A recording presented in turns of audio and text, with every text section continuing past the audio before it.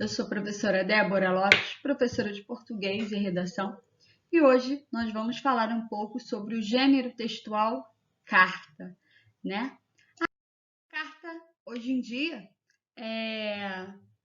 a gente quase não utiliza, né, esse gênero textual, a carta pessoal, a gente quase não utiliza, porque hoje em dia nós temos vários outros meios, né, de nos comunicarmos, meios rápidos, né, que funcionam rapidamente. Então, a principal característica da carta ou correspondência é que se tenha um emissor e um receptor.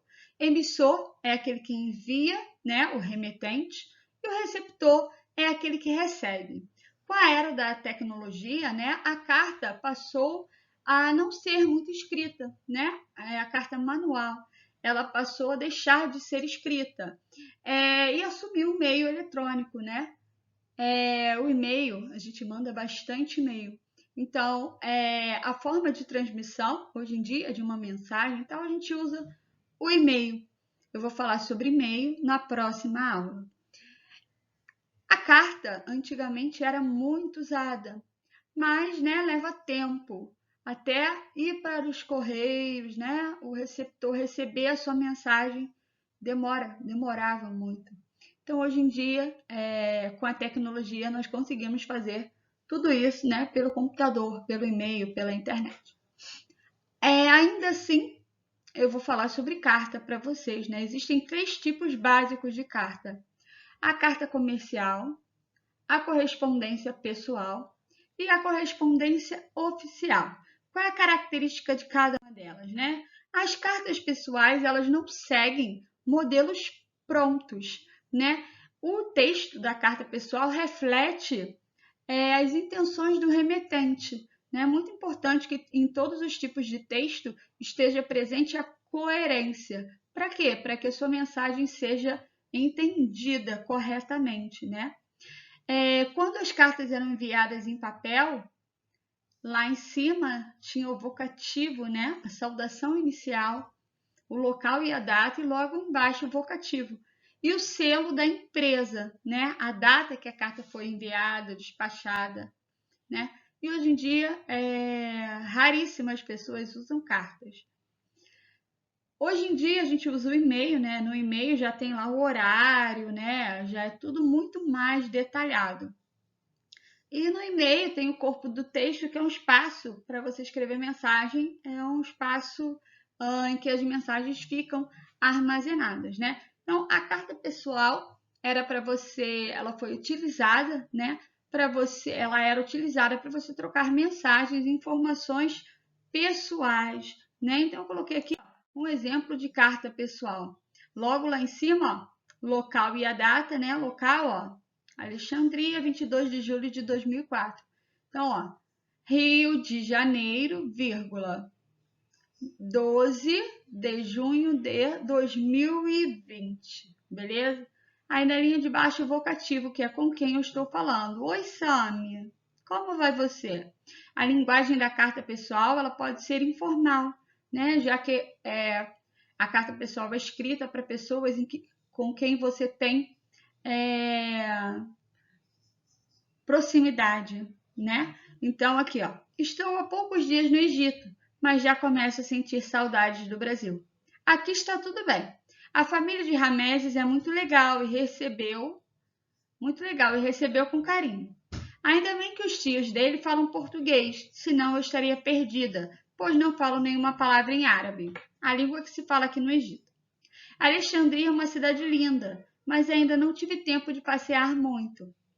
Primeiro, estou conhecendo os hábitos da família. Eles seguem uma religião chamada islamismo e rezam 5 vezes por dia. Mas muitas coisas são parecidas com as nossas. Eles veem televisão e assistem até a um desenho animado muito engraçado que se chama Sipved. Eu não entendo nada. Só sei que ele se parece com o Aladim. Lembra daquela história que a gente leu? E você, o que tem feito de bom? Me escreva logo, pois sinto falta dos amigos. Um abraço e assinatura. Então, repara, ó, a estrutura da carta pessoal aqui em cima, o local e a data, o vocativo, que é com quem você está falando. Aqui, ó, o corpo do texto, ele usou a linguagem impessoal, né? Porque ele é íntimo da pessoa com quem ele está escrevendo. Se despediu, ó, despedida e assinatura. Então, aqui, né, são as características de uma carta pessoal. E a carta argumentativa? A carta argumentativa, né, além de ser um texto dissertativo argumentativo, ela é menos usual. Por quê? A gente quase não usa esse tipo de carta, mas ela é muito pedida em concursos e até nas universidades. Né? Qual é a diferença desses dois tipos de texto, da carta argumentativa e do texto dissertativo argumentativo? Esses dois tipos de texto, eles são parecidos, né? Só que o texto dissertativo argumentativo, ele é dirigido para um receptor universal, ou seja, não tem ninguém específico, né? Você não está escrevendo para ninguém em específico. Enquanto a carta, ela é destinada a alguém específico, né? Você escreve para um receptor específico, né? E as duas, tanto a carta argumentativa quanto a carta, o texto, né, dissertativo argumentativo, eles têm como objetivo a persuasão. O que é isso? Te convencer de alguma coisa, né? Então, a carta argumentativa, ela também é composta pela saudação inicial, introdução, desenvolvimento, né? A conclusão e a despedida. Geralmente, na despedida, você não escreve seu nome, né? Você coloca a abreviação do seu nome, tá? Então, aqui, eu coloquei modelo de carta argumentativa. Segue a estrutura, ó. Local e data por extenso. E o vocativo. A Induscar S.A. Desejo comunicar minha insatisfação com os serviços de atendimento ao cliente e garantia. Meu veículo Vesuv Turbo 2.0 2001, chassi OS 87D37, se encontra na concessionária Stop na Avenida Belém, em São Paulo. Levei esse veículo para a concessionária em questão no dia 23 para a revisão programada de 20 mil quilômetros. 2 dias depois, comunicaram-me a necessidade da substituição da embreagem e me enviaram um fax do orçamento.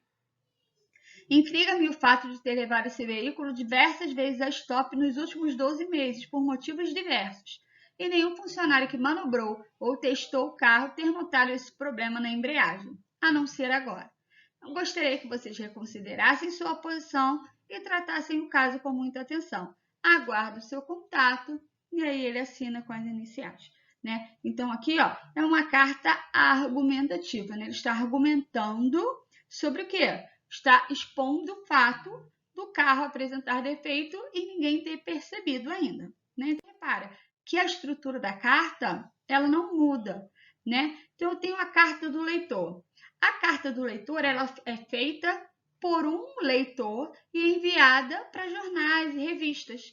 Né? Por isso que o nome é carta do leitor. É diferente de carta ao leitor. Então, a carta do leitor, eu envio, né, o leitor envia para jornais e revistas para demonstrar a insatisfação sobre alguma coisa, sobre algum material que foi veiculado na revista, né, ou para apoiar, né, certo tipo de reportagem. Então, a carta do leitor não tem um modelo fixo, né?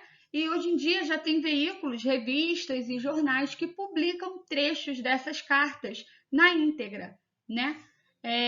No jornal. Então, como a internet, o uso da internet aumentou, né? Hoje em dia a gente lê jornal, revistas pela internet. Então, muitos sites já têm um espaço específico para colocar as cartas do leitor, né? Alguns, né, eu coloquei, informam a moderação, que consiste na publicação do material, né? Então, são palavras, né? Você não pode colocar palavras para que ofenda a coletividade, né? Palavras de baixo calão, palavrões e xingamentos. Então, eu coloquei aqui como exemplo a carta do leitor. Repara, a mesma coisa, o local e a data, e a revista Veja, que é o vocativo. Então, o leitor da revista Veja escreveu uma carta para a revista. Olha, gostaria de parabenizar a equipe de redação pela excelente entrevista. Eu, como homem e responsável pelo sustento do lar, concordo plenamente com os argumentos apresentados pelo historiador. Van Creveld. Nós, homens, carregamos nos ombros uma carga imensa, seja por motivos de ordem financeira ou familiar. E por isso, com certeza, sofremos muito mais com estresse do que as mulheres, que desfrutam de paz e tranquilidade nos seus lares. Atenciosamente, e aí ele assina. Repara, essa carta aqui é uma opinião dele, né? Eu peguei essa carta como exemplo, mas não significa que eu concorde com ela. Tranquilo? Hoje em dia, graças a Deus, graças à modernidade, né?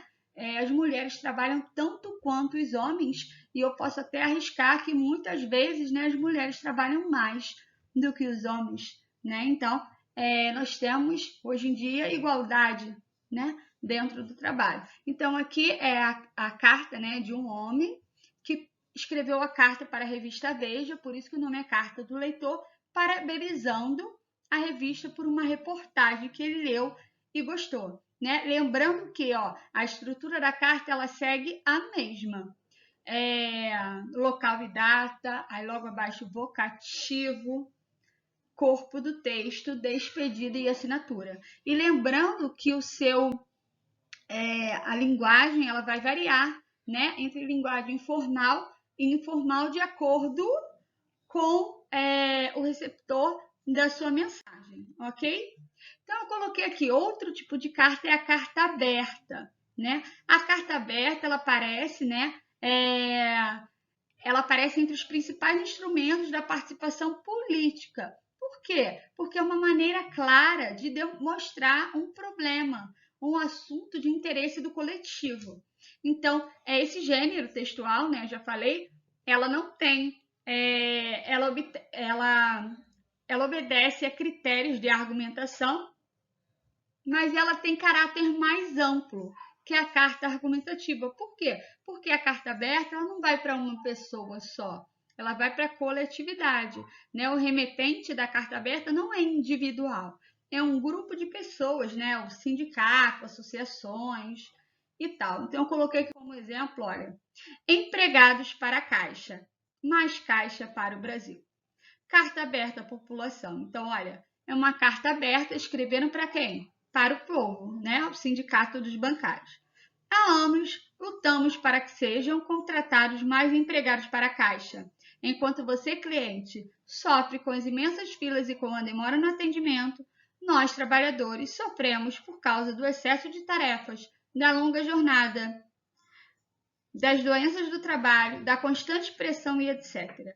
Então, repara, ó, a estrutura segue a mesma, tá? Provavelmente aqui essa carta, né, saiu em algum jornal, ó, no Sindicato dos Bancários, mas ela aparece aqui, ó, logo aqui em cima o local e a data. Beleza? Lembrando que a carta ela não precisa de um título, né? Ela tem ali o vocativo. Então, eu coloquei aqui, ó, estrutura da carta. Qual a estrutura da carta? Primeira coisa, lá em cima, né? Por extenso, você tem o local e a data. Então, você vai escrever Rio de Janeiro, vírgula, e coloca o número, né? O numeral, sem escrever por extenso, 12, aí escreve por extenso de novo, de junho de 2020, você coloca o numeral. Aí na linha de baixo vem o vocativo. O que é o vocativo, né? É o pronome pessoal de tratamento, né? Como você chama quem recebe a sua carta. Se for uma carta pessoal, você vai escrever para o seu marido, para sua mãe, né? Você pode colocar meu amor, querida mamãe, que é o vocativo. Aí logo abaixo, o primeiro parágrafo, né? Você vai deixar clara a intenção daquela carta, né? Se for uma carta pessoal, se for uma carta aberta, uma carta do leitor, você vai começar o corpo do texto. No segundo e terceiro parágrafos, né, que são chamados de corpo do texto, você vai falar, né, sobre o tema, né, sobre o tema que está em questão, vai argumentar sobre aquele tema e tal. No último parágrafo, você reafirma a sua intenção ao escrever aquela carta. E por último, né, se a carta for uma carta pessoal, alguém íntimo, você se despede, beijos e assina, né? Se não for uma pessoa íntima, né, de você, do seu convívio social, você pode se despedir atenciosamente, né? E as iniciais da assinatura. Lembrando que eu até coloquei ali, né, Na prova, no vestibular, no Enem, você não pode identificar o seu nome na carta. Você precisa colocar as iniciais do seu nome, ok?